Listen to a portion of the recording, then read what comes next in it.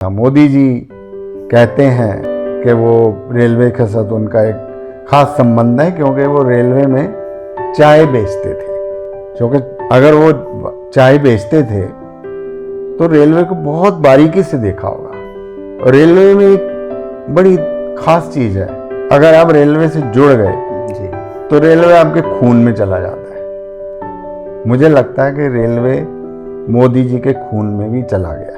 पीयूष गोयल जी ने ये कहा कि भैया इलेक्ट्रिफिकेशन कर दो, और ऐसा इलेक्ट्रिफिकेशन का प्लान दिया जो हम पिछले 10 साल में नहीं करते थे, वो 1 साल में होने लगा। देखिए, हम सही मायने में हम एक स्वदेशी कंपनी है। Make in India make in India, make for the world. बार बार कहता हूँ, बंदे हमारे झंडे तुम्हारे। नमस्कार दर्शकों, businessfortnight.com के एक और नए एपिसोड में आपका पुनः स्वागत है। और आज हम चर्चा करने जा रहे हैं इंडियन रेलवेज़ के बारे में। नॉट ओनली इंडियन रेलवेज़ बल्कि रेलवे का इंडिया का और वर्ल्ड का क्या सिनेरियो है, क्योंकि आज हमारे साथ मौजूद हैं इस इंडस्ट्री के बहुत ज़्यादा अनुभवी व्यक्ति जो करीब 35 से अधिक वर्षों से रेलवे की बहुत सारे ऐसे कंपोनेंट्स हैं उनकी मैन्युफैक्चरिंग में जुड़े हुए हैं, और उनका न केवल इंडिया में इस्तेमाल हो रहा है उनके बनाए हुए प्रोडक्ट्स का या इक्विपमेंट्स का, बल्कि वर्ल्ड के जो लीडिंग कंट्रीज़ हैं, जैसे आप अमेरिका की बात करें, आप ऑस्ट्रेलिया की बात करें, कनाडा की बात करें, बहुत सारे कंट्रीज़ हैं जिनको आप यहाँ से वहाँ, मतलब जिनसे हम लोग उम्मीद करते हैं कि टेक्नोलॉजी वहाँ से आएगी, लेकिन यहाँ से हम उल्टा उनको दे रहे हैं। और चाहे आप इंजन को चलाने की बात करें और चाहे रेल को रोकने की बात करें, वहाँ से लेके चाहे एयर कंडीशनिंग हो, चाहे डिफरेंट इक्विपमेंट्स जो रेलवे में इस्तेमाल होते हैं जिनके बारे में आप सोच सकते हैं, उसकी बहुत बड़ी रेंज है, उसकी मैन्युफैक्चरिंग कर रहे हैं। और आज हम आपको मिलवाने जा रहे हैं दौलत राम इंजीनियरिंग कंपनी के managing director Shri CP Sharma ji से। सर, आपका बहुत बहुत स्वागत है। इससे पहले कि दर्शकों हम इस इंटरव्यू में आगे बढ़ें, हम चाहेंगे कि सर जो काफ़ी बड़ा एक्सपोजर रखते हैं इंडस्ट्रियल बॉडीज़ के साथ काम करने का, सर के इंटरवेंशन से काफ़ी सारे बदलाव भी आए हैं, तो हम सर से ये जानना चाहेंगे कि आप किन किन बॉडीज़ के साथ या तो आप काम कर चुके हैं या अभी वर्तमान में कर रहे हैं, तो इस बारे में थोड़ा हमारे दर्शकों को बताएं। मेरी इंडस्ट्री ने इतनी रिस्पेक्ट कमाई कि मुझे मौका मिला, मैं Madhya Pradesh CII state council का चेयर रहा, और फिर मैं दिल्ली में CII रेलवे इक्विपमेंट डिवीज़न, जो कि पूरी रेलवे की इंडस्ट्री को रिप्रेजेंट करती है, ये ट्रेड बॉडी है, मैं तकरीबन 5 साल तक जो है इसको रिप्रेजेंट करता रहा। और इसमें सारी पॉलिसी कैसे फ्रेम होती है, इंडस्ट्री क्या चाहती है, और काफ़ी अच्छी बॉडी है। मैं इसमें CII की तरफ से इसका चेयर रहा जी। और फिर मैं national institute of technical teachers training and research institute है जी, देश का काफ़ी बड़ा इंस्टीट्यूट है, जिसमें हम मध्य प्रदेश, महाराष्ट्र, गुजरात, गोवा और छत्तीसगढ़, इन सारे जगहों के जितने टेक्निकल टीचर्स हैं, इंजीनियरिंग कॉलेज एंड पॉलीटेक्निक्स, उसके टीचर को हम ट्रेन करते हैं। तो उसका मैं चेयरमैन 5 साल रहा जी। मैंने बहुत कुछ सीखा खुद वहाँ पे जाके जी। और मैं कई बार अपने आप को स्टूडेंट भी पाता था, कई बार सीखने की बात हो, क्योंकि वहाँ पे बहुत तरह तरह के जो पुराने टीचर्स हैं, टेक्निकल जो ट्रेन करते हैं, तो मैंने खुद भी वहाँ पे बहुत कुछ पाया।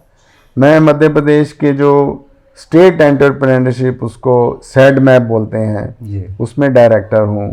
तो उसमें मेरा इनपुट काफ़ी जाता है कि एंटरप्रेन्योरशिप डेवलपमेंट कैसे की जाती है, और जितना समय मुझे मिल पाता है मैं इन ट्रेड बॉडीज़ में भी दिया। मैं मध्य प्रदेश का जो मध्य प्रदेश फेडरेशन है जी, उसमें मैं कॉर्पोरेट सेक्टर को रिप्रेजेंट करता हूँ।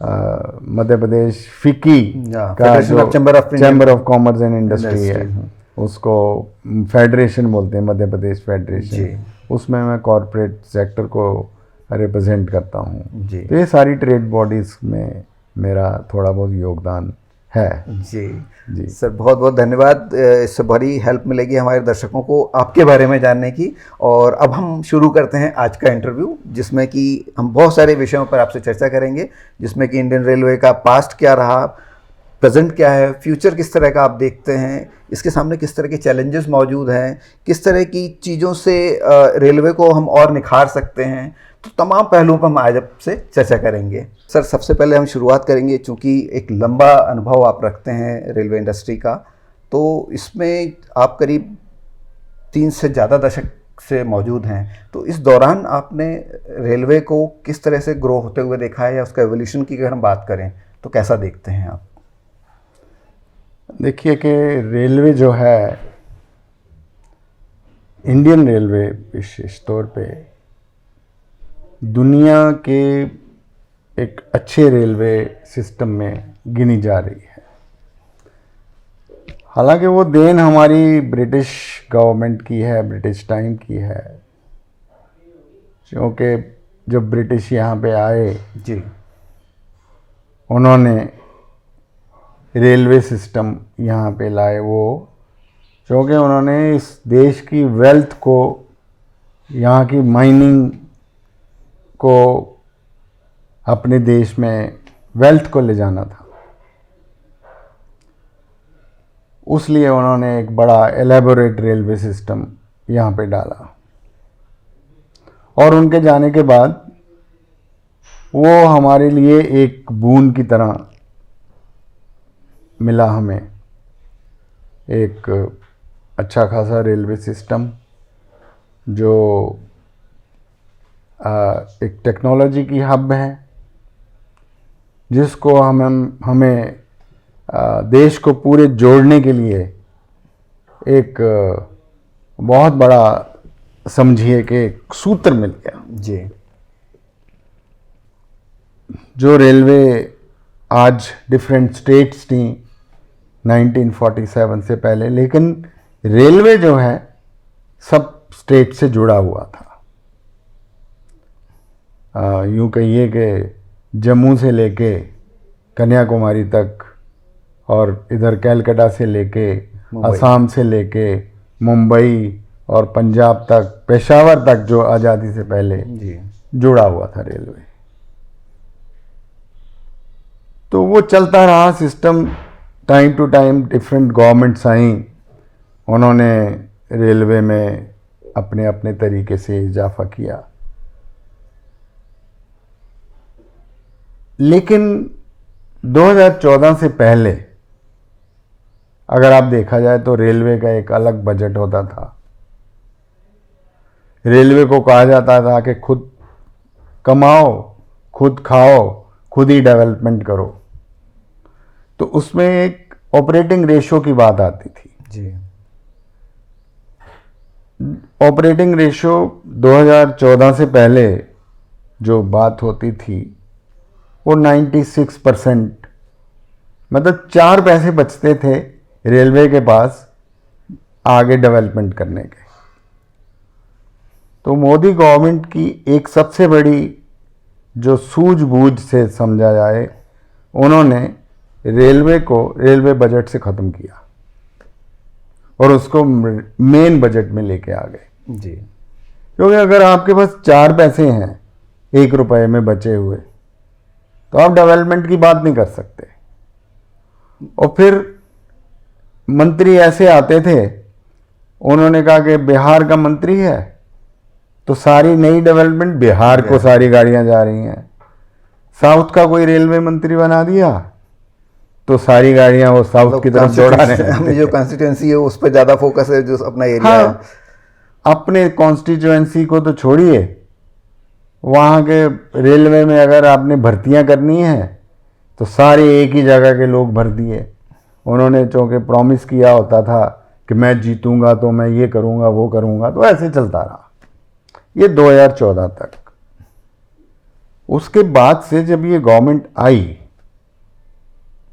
चूँकि एक प्लान था गवर्नमेंट के पास, प्रॉमिस था, मोदी जी कहते हैं अधिकतर, पहले जो 2014 से पहले मैं उनके भाषण सुना करता था जी, कि वो रेलवे के साथ उनका एक खास संबंध है, क्योंकि वो रेलवे में चाय बेचते थे।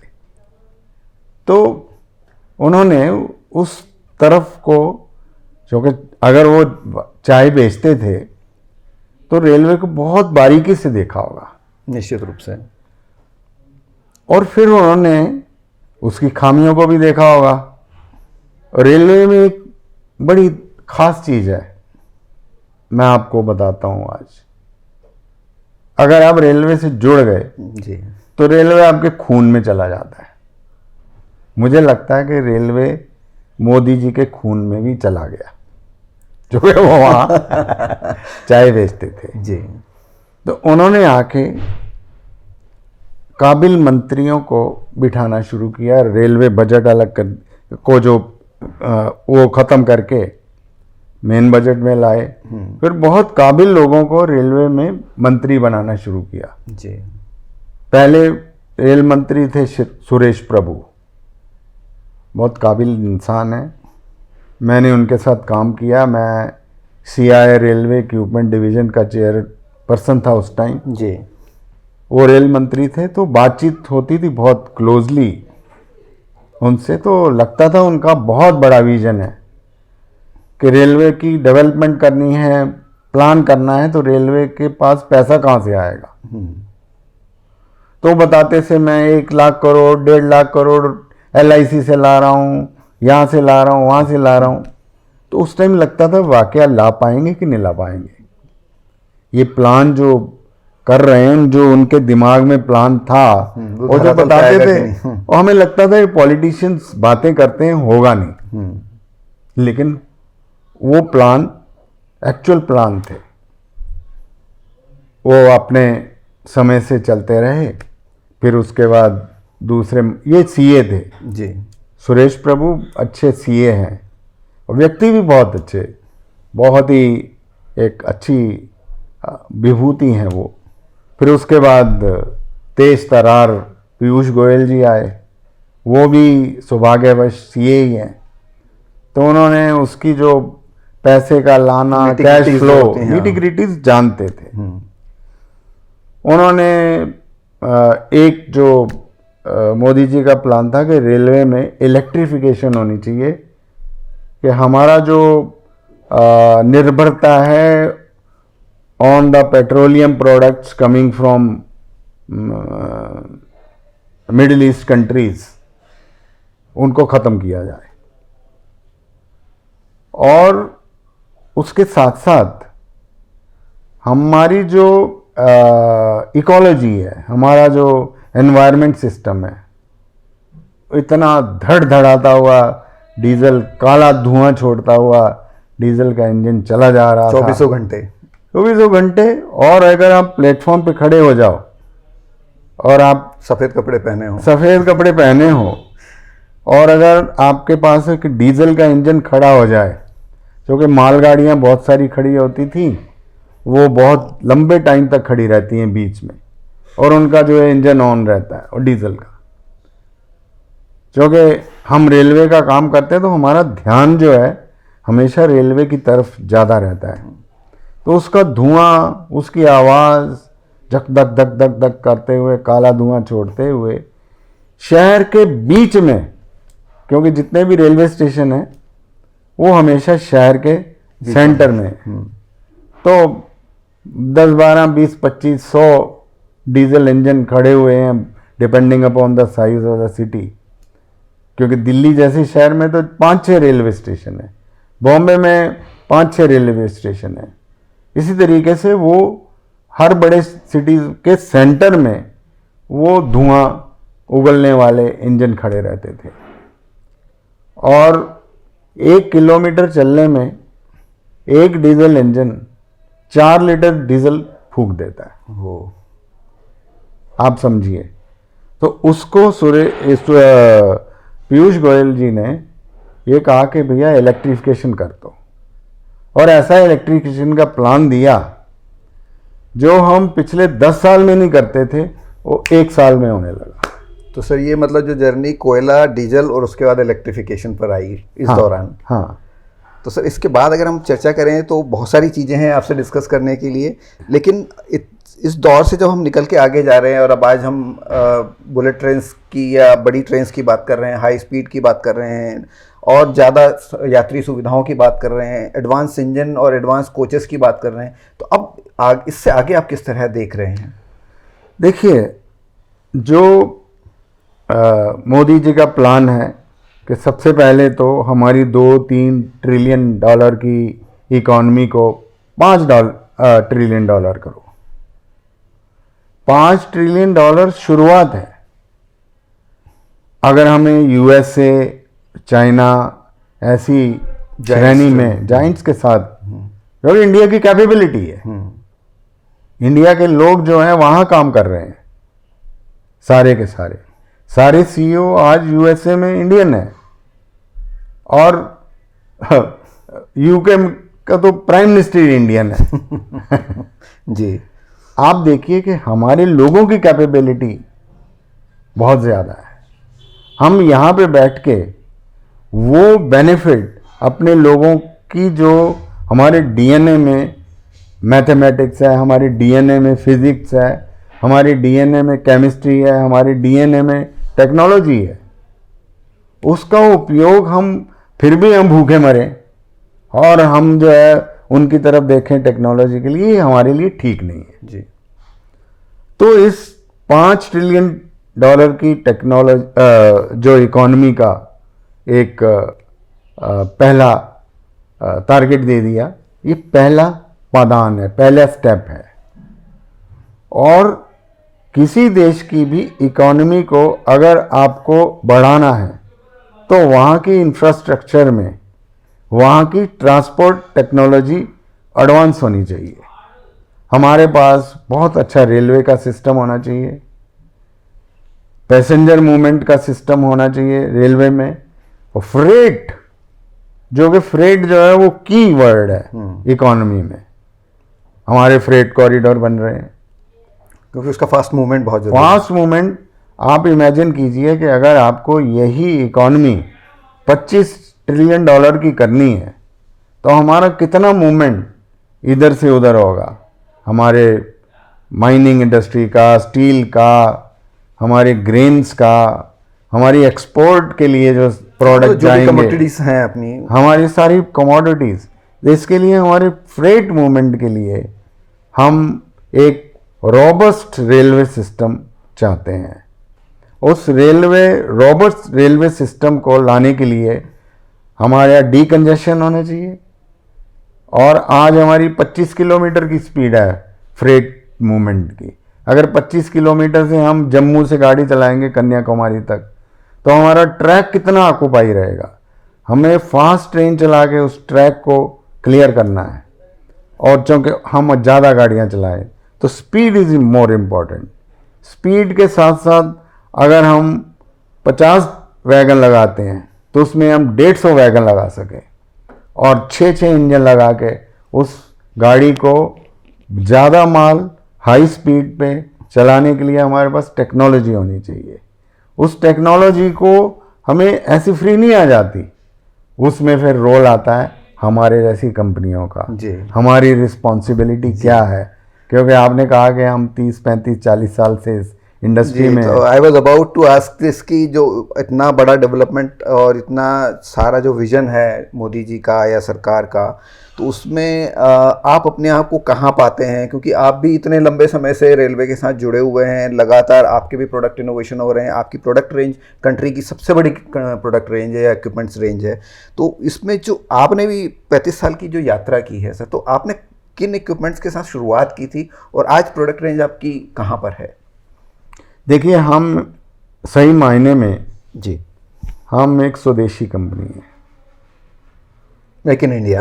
Make in India, make for the world. अच्छा, यहाँ से उल्टा एक्सपोर्ट भी कर रहे हैं। एक्सपोर्ट भी कर रहे हैं कि ये नारा तो मोदी जी ने अभी दिया है, लेकिन हमारी कंपनी पहले से ही इस नारे पे काम करती है। क्योंकि जो हमारा नाम है दौलत राम मेरे ग्रैंडफादर का नाम है, जो एक स्वदेशी मूवमेंट में आगे थे। वो बैरिस्टर थे और लाला लाजपत राय जी के साथ उन्होंने काम किया। During the freedom struggle.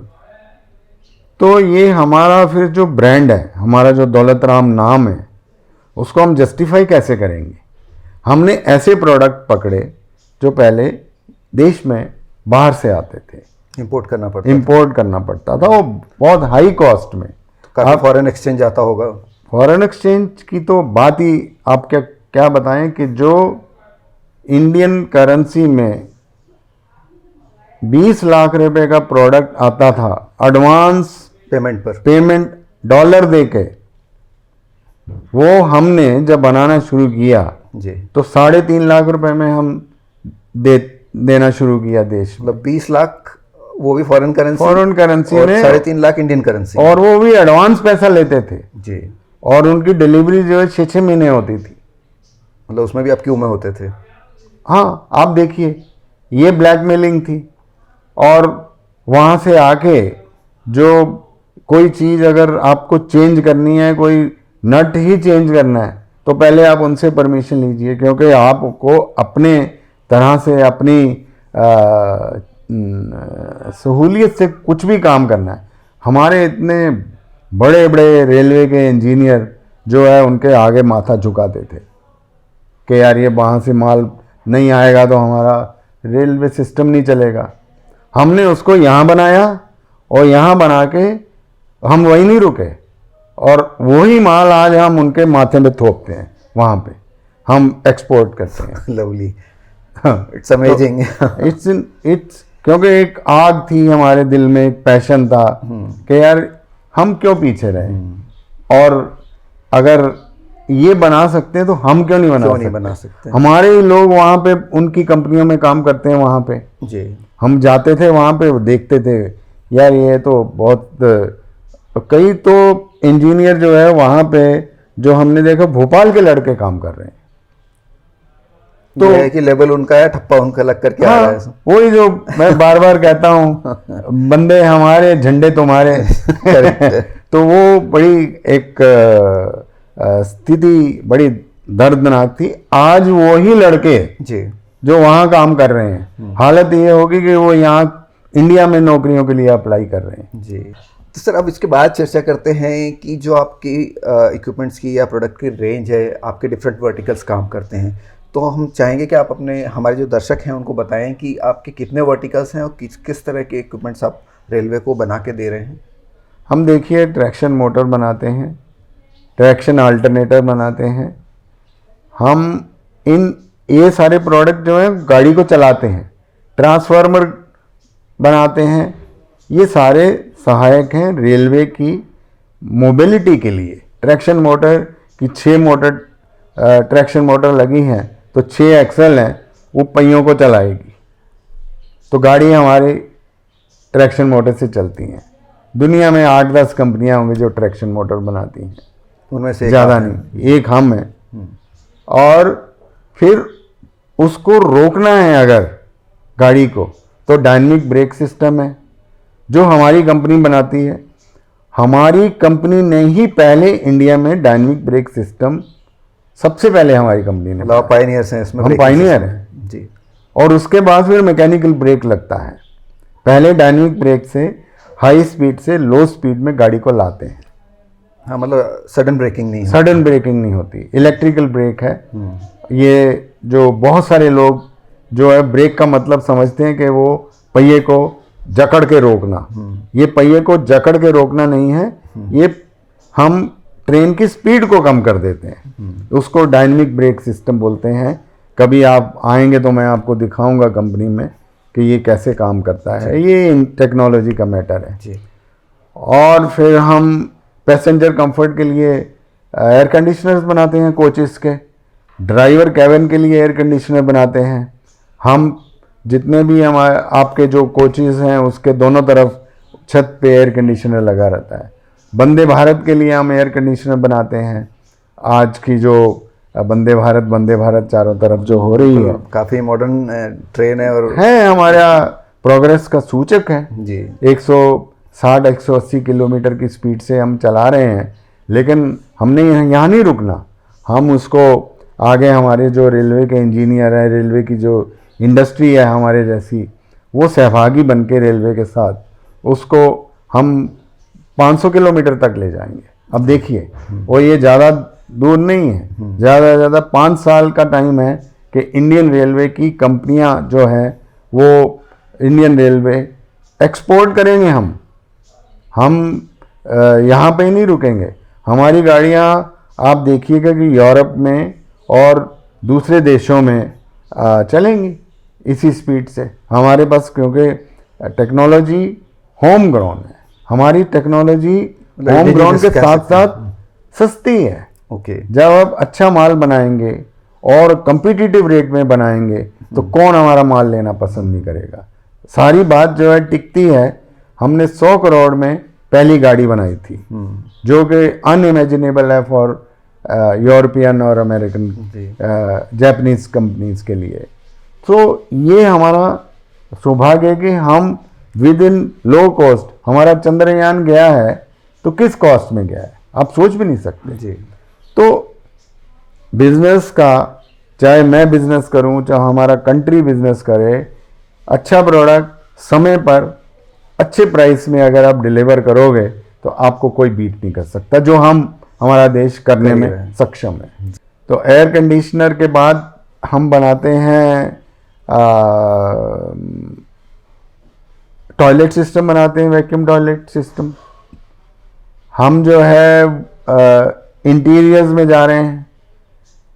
तो हमारे जो वर्टिकल्स हैं रेलवे में वो बड़े अलग तरह के वर्टिकल्स हैं जो कि दूसरी इंडस्ट्री में जाएंगे तो एक इंडस्ट्री अगर मोटर की है तो मोटर ही बना स्पेसिफिक पर्टिकुलर एक प्रोडक्ट पे काम एक इंडस्ट्री अगर एयर कंडीशन बनाए तो एयर कंडीशन ही बना रही। एक छत के नीचे इतने सारे प्रोडक्ट, कंप्रीहेंसिव रेलवे। हम आपको बताएं, शायद आपको पता नहीं होगा कि हमने पूरे के पूरे लोकोमोटिव भी बना के दे दिए रेलवे। डीजल इंजन जब बनते थे जी। तो हमने चेन्नई मेट्रो को एक लोको दिया, क्योंकि कई बार उनकी मेट्रो अगर टनल में बंद हो जाएगी तो एक इंजन चाहिए उनको खींच के लाने के लिए, इवैक्यूएशन वर्क के लिए। वो हमने पूरे के पूरे लोकोमोटिव बना के, हमारी ही एक कंपनी ऐसी है जिसने पूरे के पूरे लोकोमोटिव बना के रेलवे को भी दिए और मेट्रो को भी दिए जी। तो ये हमारे प्रोडक्ट रेंज बहुत वास्ट है, बहुत वास्ट है। तो सर इतनी बड़ी रेंज को आप मेंटेन कर रहे हैं और स्टिल आप रुक नहीं रहे हैं। लगातार मैं सुनता हूं कि आपकी कंपनी कुछ ना कुछ नया करने जा रही है। अभी रिसेंटली मैंने सुना है कि आप इलेक्ट्रिक व्हीकल के क्षेत्र में भी जा रहे हैं, तो इस बारे में थोड़ा इलाबोरेट करें। देखिए, इलेक्ट्रिक व्हीकल एक ऐसी टेक्नोलॉजी है जिसमें हम पीछे रहना नहीं चाहते।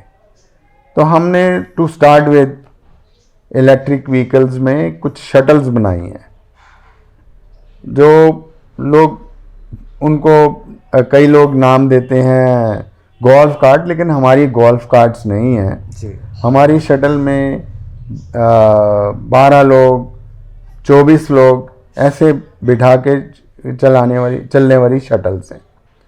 मेरा ये प्लान है कि उसको लास्ट माइल, जैसे आप क्योंकि हमारे देश में ट्रैम सिस्टम नहीं है, तो आपने अपनी गाड़ी पार्क करी, आप शटल में बैठे, अब मेट्रो तक पहुंच गए। ये काम के लिए एक हमारे पास सिस्टम होना चाहिए जी। तो मैं कोशिश कर रहा हूं कि जो अप्रूविंग अथॉरिटीज़ हैं ऐसी गाड़ियां बना के उनको दी जाएं और ऐसे 20-20, 25-25 लोग, क्योंकि शॉर्ट ज़्यादा देर इंतज़ार नहीं करना पड़ता। अगर आप बड़ी बस बना दोगे उसमें बैठने के लिए वो बस खड़ी रहेगी, तो 20-25, 12-15 लोगों के लिए एक छोटी ट्रांसपोर्ट सिस्टम, क्विक मूवमेंट हो जाए और जाके उसको मेट्रो तक छोड़ के आ जाए। तो एक सेगमेंट में ये मैं काम कर रहा हूँ और हमने बनानी शुरू कर दी है।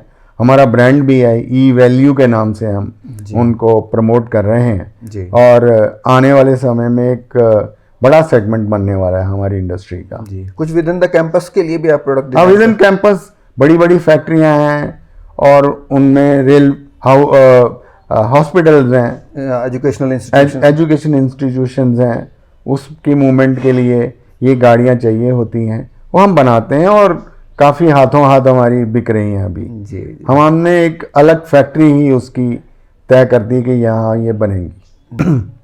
तो सर इसके बाद हम चर्चा करेंगे कि जो आज का यूथ है, आप देख रहे होंगे कि बहुत तेज़ी से बहुत सारे स्टार्टअप्स आ रहे हैं, लेकिन स्टिल ऐसे ऐसे एरियाज़ होते हैं जो उनको पता नहीं होते हैं कई यूथ्स को कि हम कहाँ अपना दिमाग और लगा सकते हैं। कई बार वो सैचुरेटेड एरिया में जाकर के अपना स्टार्टअप लाते हैं और वो मिसरेबली फेल होते हैं। तो आप बीइंग इनटू रेलवे, आप लंबे समय से देख रहे हैं, तो आप आज का जो एंटरप्रेन्योर यूथ है उसको किस तरह की सलाह देना चाहेंगे? देखिए, मैं चूँकि इस फील्ड से जुड़ा हुआ हूँ, मैं चाहता हूँ कि आज का जो कई बार स्टूडेंट्स आते हैं बोले मैं कंप्यूटर साइंसेज में जा रहा हूँ, मैं सॉफ्टवेयर में जा रहा हूँ। मेरी सलाह हमेशा है कि कोर सेक्टर में जाइए। कोर सेक्टर में इलेक्ट्रिकल है, मैकेनिकल है, of course computer is important, electronics के बिना हमारा काम नहीं चल सकता, कंट्रोल सिस्टम सारे इलेक्ट्रॉनिक्स के बनते हैं, तो इलेक्ट्रॉनिक्स में जाएं।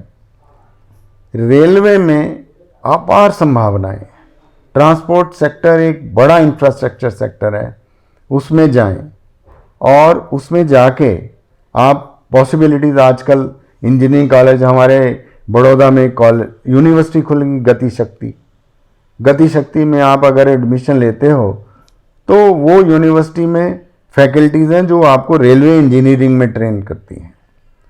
क्योंकि मैं यहाँ पे निटर एक बड़ी नेशनल इंस्टीट्यूट है, उसमें मैं चेयरमैन रहा 5 साल, तो मैं ये प्रमोट करता रहा था कि एक रेलवे इंजीनियरिंग एक अलग सब्जेक्ट के रूप में प्रमोट किया जाए, जहाँ पे हमारे इंजीनियर्स आके रेलवे सेक्टर के लिए तैयार हों। रेलवे सेक्टर में आके आगे जाके वो अगर काम करना चाहें काम करें, अगर अपनी इंडस्ट्री लगाना चाहें तो आपको उस इंडस्ट्री लगाने में ये सारी फैकल्टी सहायक हो सकती हैं। तो मेरा ये उनसे निवेदन है जो नए यूथ आ रहे हैं कि वो आके अपने आप को रेलवे का एंटरप्रेन्योर बनाने की कोशिश करें। और सरकार भी बहुत आजकल सहायक है ऐसे यूथ्स को लाने में। हम लोग जब थे तो स्टार्टअप वगैरह से स्कीम्स नहीं थी जी। आज आपको लोन भी आसानी से मिल रहे हैं, प्रधानमंत्री योजना है, ये योजना है, वो योजना है। आपको स्टार्टअप्स में अपने आप को टेक्नोलॉजी, नई टेक्नोलॉजी लाइए, स्टार्टअप्स में अपने को रजिस्टर कराइए और इसमें इस सेक्टर में जाइए, बहुत संभावनाएं। जी, तो धन्यवाद सर आपका तमाम वैल्यूबल जानकारी देने के लिए। रेलवे दर्शकों अपने आप में एक बहुत बड़ा समुद्र है।